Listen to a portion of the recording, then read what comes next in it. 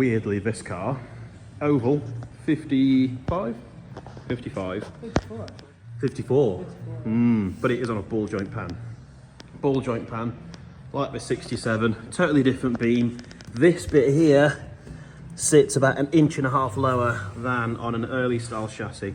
So if this car had the stock chassis, we'd have about double the ground clearance. But yeah, late chassis, not great for the lows, unfortunately, so we've got to lift it a little bit.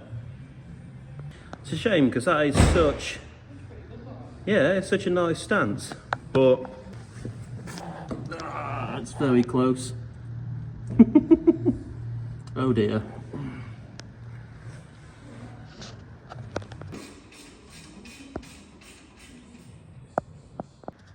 So, back on the Oval today, and got the gearbox all back in. Did have the original cradle on it, but I took that off. So we're going to be fitting one of our nice new ones. So this is a cradle that came off.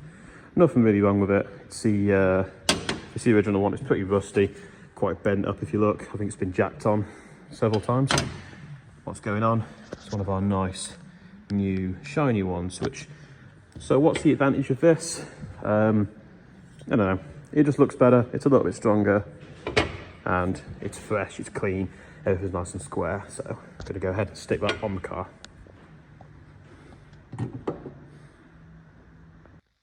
So hello everybody, and welcome now to 2025. I have done very little on the Oval, unfortunately. Between Christmas and New Year, and a little bit after that, we've been doing a little bit of a workshop renovation, a little bit of a tidy up. We're painting the floor, which has given us mixed results. I've put some signs and crap on the walls to make it look a bit cooler. We now have a tire machine and a balancer, which is awesome. I've wanted one of those for years. And generally just giving the place a little bit more of a tidy up, you know. So as I left you guys last time, I was putting the engine mount back on, well, the gearbox cradle, back on the Oval. That's done.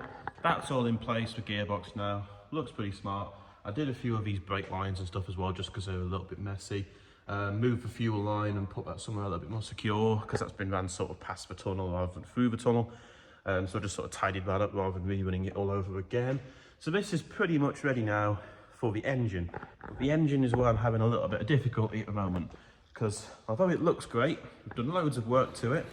It had all the cylinders and barrels and pistons done, cylinder heads cleaned up, put back on, all of that retorqued, and new push-rod tube seals, all that kind of stuff. I am now waiting for an alternator, which there is a company who makes an alternator who fits this. It's a 90mm body, which is quite small. They've been out of stock since about November last year, and I keep looking at the site, and now it says February we're going to be able to get one. So engine's currently on hold, which is a bit of a pain, but as soon as that is done, it will be able to go back in the car. But one thing I do have all of now is actually the suspension for the car. So over here we have the beam and all the parts. So we've got the beam, the shocks, the through rods, the shock relocators. The back end we've got the full kit. It's pretty much everything we need, and some nice spring plates which I made up last year. All of it now kind of ready to go on the car. So I've just been waiting for a bit of a break in some of the customer work. Just better to jump back on this a little bit. So yeah, today I'm going to start putting more of that on. Hopefully I can then start mocking some wheels and stuff up and seeing what it is we want to go for, because I'm not sure now if I want to run those Ercos or not, or go for something more traditional, like maybe just OE coloured smoothies, you know, like 15-inch standard wheels with the right size tyres. So yeah, I'm going to start sticking all that stuff on.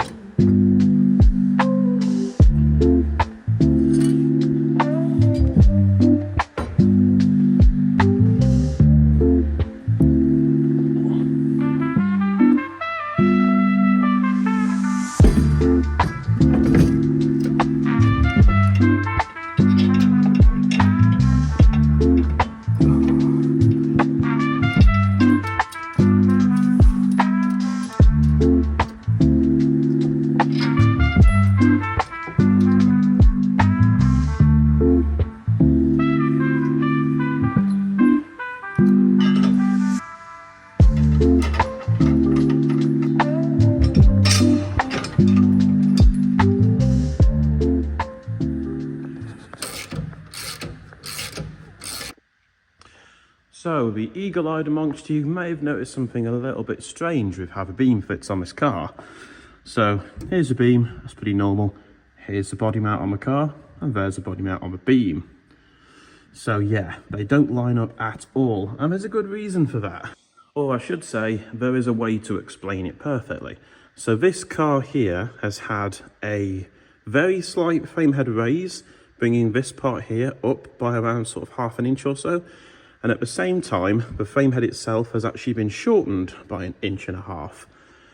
Very strange modification, which I've never seen before.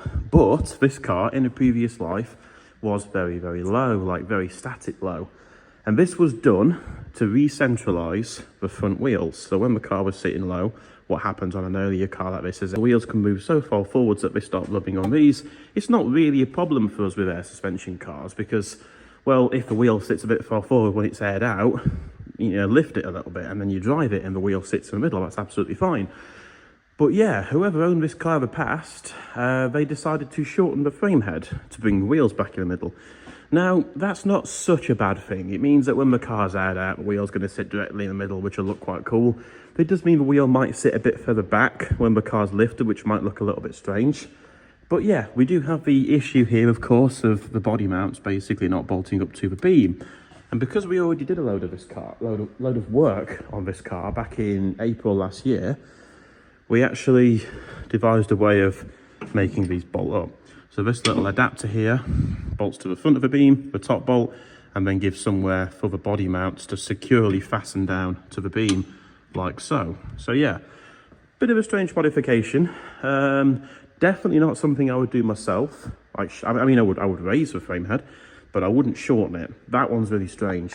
However, we're going to roll with it. It's actually going to work out in our favour, I think. And also, because the frame head is raised a little bit, that means we're going to get the car even lower than normal. So it should actually look pretty awesome. So for that, I guess it's a positive.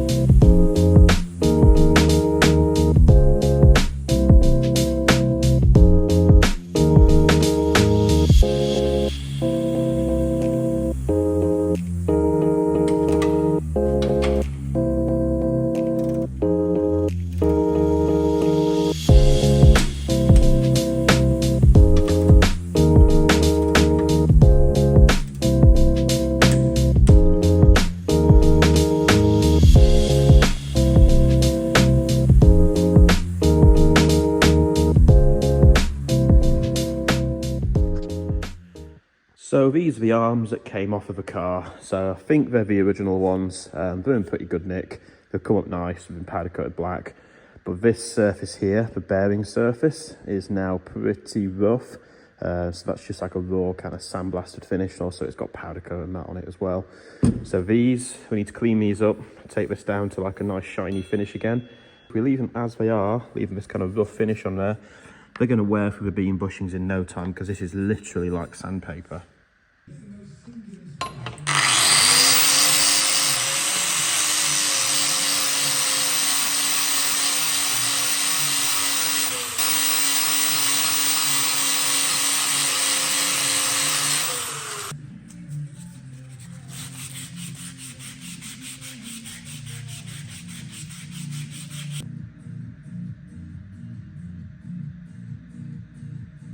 So these are all polished up now, they look quite nice. Another thing I always do on these is tap out the grub screw.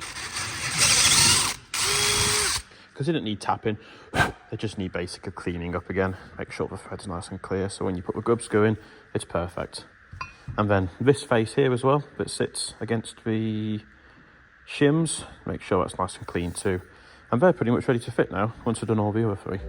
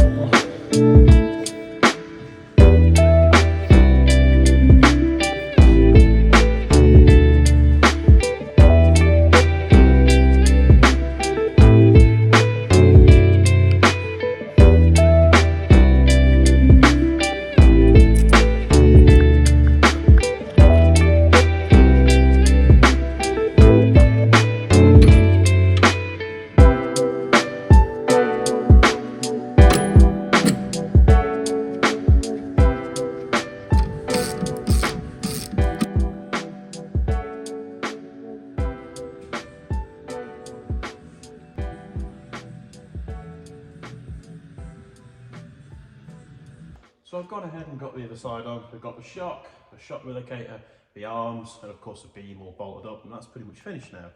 Next up is the steering box. Now I've gone ahead and given this a little bit of a clean up, put a new rubber joiner on there as well, not one of the red urethane ones because they are just instant death.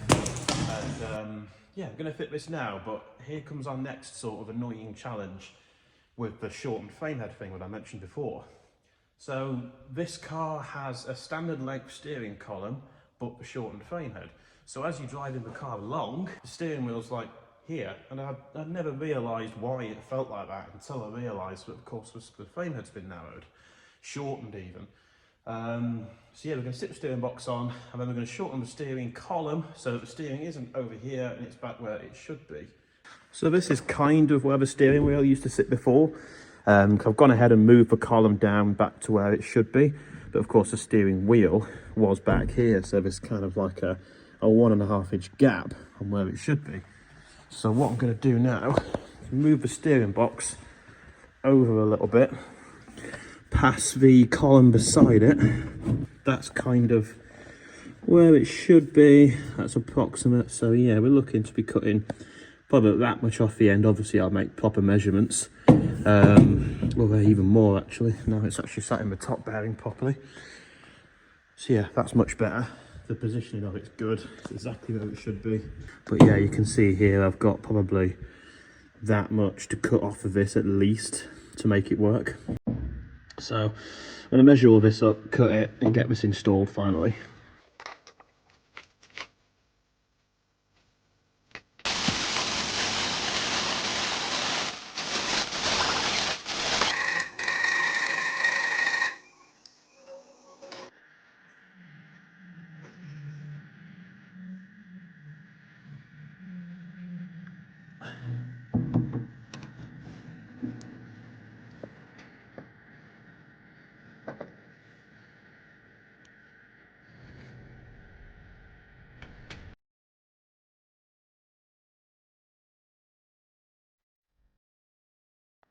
So that's all pretty much done now. We've got the arms on and the full kit pretty much complete. So it's actually ready now for the spindles, which these are the ones that came off the car. It's got some sort of disc kit on there. I think it's a CB Performance one. These are all in kind of okay condition, but they've seen better days. So I don't think we've got a huge amount of play present, but pretty old, pretty tired and worn out, a little bit floppy. So I'm going to hand these over to Jessie, who does a really nice job of them. So these now need to be completely disassembled, and that means removing the brakes in full, removing the old link pins, there's the nice new ones that will be going in, removing the link pin bushings, removing the kingpin completely, removing the rest of the bushings left from the kingpins, cleaning the original carriers up, and cleaning the threads up. And there's a little bit of a wire wheel, and of course a lick of paint.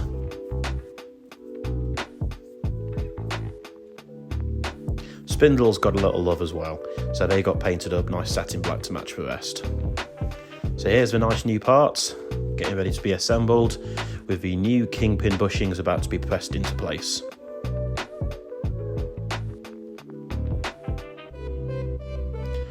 Nice and simple tool that Jessie's made, presses them all the way home perfectly.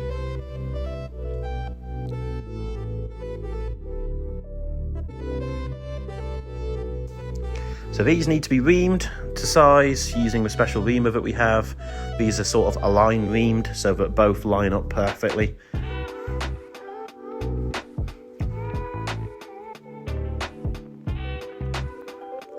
The new kingpins sometimes require a little bit of a polish to make them fit absolutely perfectly. And then the new kingpin gets pressed through the bushings and through the spindle.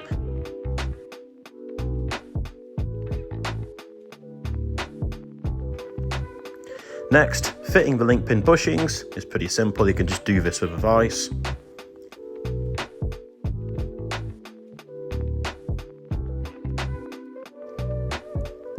And there we have it, fully assembled spindle, nice and smooth, ready to go. So these are all ready now, look fantastic, and ready for the next however many thousands worth of miles. I didn't really fancy putting old, slightly worn out ones back on what looks like a perfect brand new setup. So they've gone now, they've got all new bushings, everything's perfect. As you've just seen, Jesse's done a lovely job of these. So with these now, these need fitting to the car. And what you do here, so Volkswagen have this shim diagram, which you can find quite easily on the internet. And if you look at that there, you put a straight edge on the bottom one, and you look at the top, that gap there should be around 5.5 mil. And it's around that figure usually. If it's a little bit off, you shim it right to basically make the wheel sit nice and straight, so you've not got too much camber one way or the other. So that's pretty simple. But what we have got on this car is here, we've got a original arm. So this is a pre-1959 arm. And then above, for whatever reason, we have a slightly later arm. And this is the same on both sides. So this has a slight recess here for an O-ring, like a grease O-ring. This one does not. So at the bottom, we've got to use 10 shims and no O-ring, and the little bit that goes around the O-ring. And on the top, we've got to use 8 shims and the O-ring. So a little bit strange, but still, we can consult the shim diagram, take a measurement from there, build these up on the bench with the right shims. So basically, there's some shims that go on this side of the pin, other shims that then go on this side to basically get it sitting straight, and then they can be installed, greased up, and they will be good to go.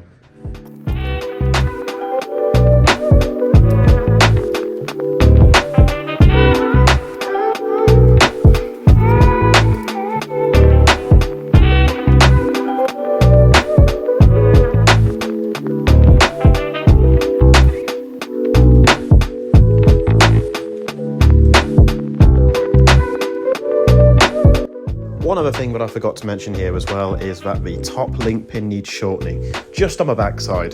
This is to help with clearance against the bag when you're fully aired out.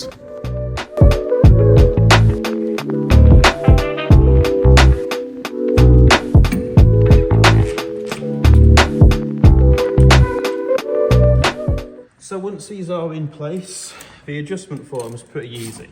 You've got to sort of snug these bolts down a little bit just so you can actually turn the adjustment on the link pin. But grease it while there's basically no weight on it, so there's no adjustment done. Grease both grease nipples, and then go about actually adjusting them properly. So I'm just going to nip these up a little bit, not tighten them down at all. You know, as you can see, when I turn this part here, the link pin actually pulls inwards, and that's how you tighten them.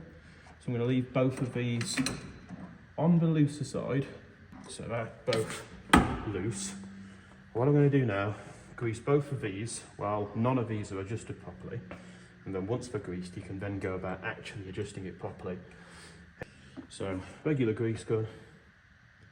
Best stuff to use here is pin and bush grease, which is the same stuff they use on fifth wheels on lorries, commercial stuff.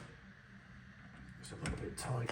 Maybe not pick it up on the camera, but there's a bit of grease coming through that gap there. There you go.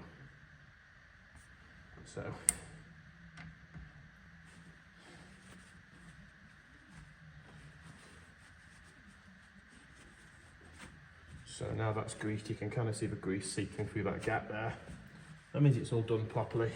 Nice and smooth. So you want to pull these in all the way, so you'll turn it one way, it'll tighten. You turn it the other, it'll loosen, so the pin moves in and out. Obviously moving it in is going to tighten it.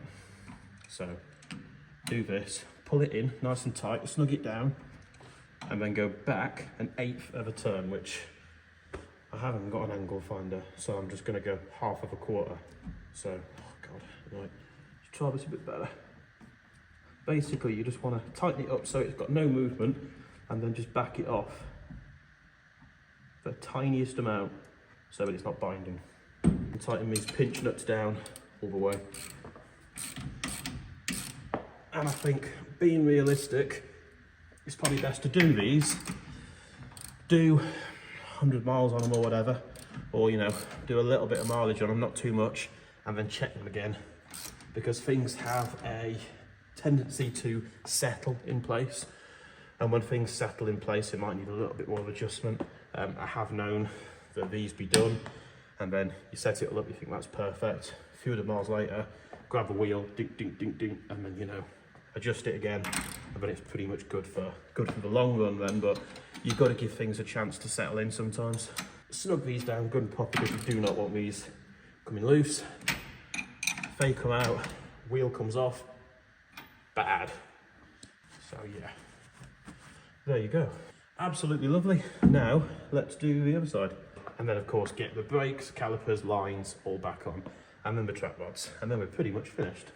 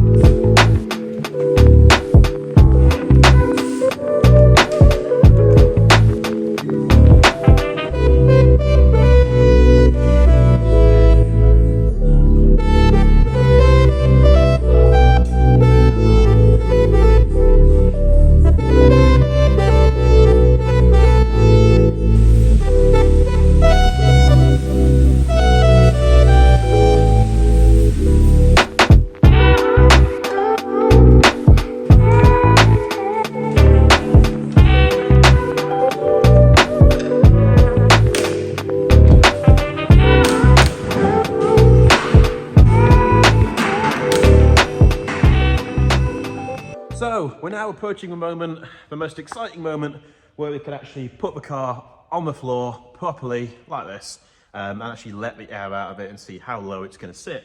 So at the moment we've got like a T-piece and a Schrader valve just connected to both front air shocks bags. It's got about 40 psi in it. So I'm going to set the camera up, I could drop the air out of it and just see how nice these wheels actually look, because I think so far the fitment looks good. If you look, we're quite nicely tucked in. I'm not sure if these wings on this car are proper oval ones, because proper oval wings, if you know about his early cars, this bit here is like weirdly deep, so they have the appearance of making the car look even lower, which is cool. But I think, I've been told anyway, that these aren't oval wings, but we'll see what it looks like dropped anyway. I still think it's going to look pretty good, so.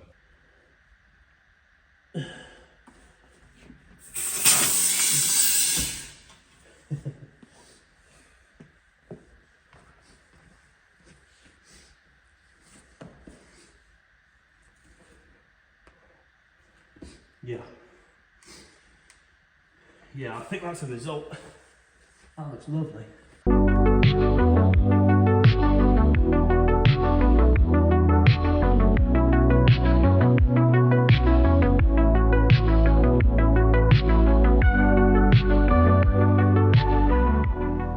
So, I really just wanted to get some wheels on it, get it kind of on the floor, see what it looks like. And I think, honestly, I'm decided. The Ercos that I've held on to for years and done nothing with, I think they're going to go on this car and stay on this car, because I think they look awesome. I couldn't picture it in my head for whatever reason. Obviously, we've just done the front. I haven't seen what the rears look like yet. I could maybe mock one up, but I think we're going to leave that for the next episode. So in the next one, I'm going to get the rear suspension all fitted, and get the management done, hopefully get the engine back in, but I'm still probably going to be waiting for that alternator. Get the rest of the 12-volt conversion done, swap all the bulbs over, rebuild the wiper motor, because I think that needs to be rebuilt to be 12-volt as well. Semaphores are already 12-volt, which is great, so they can just be hooked up as they are. But yeah, I think that's everything for now. So for this episode anyway, thank you very, very much for watching. More to come soon. I'm going to start straight away on the video for doing the rear of this car and getting the management and stuff in. But yeah, thank you very much for watching yet again, and stick around for more average YouTube content. Thank you very much. Goodbye.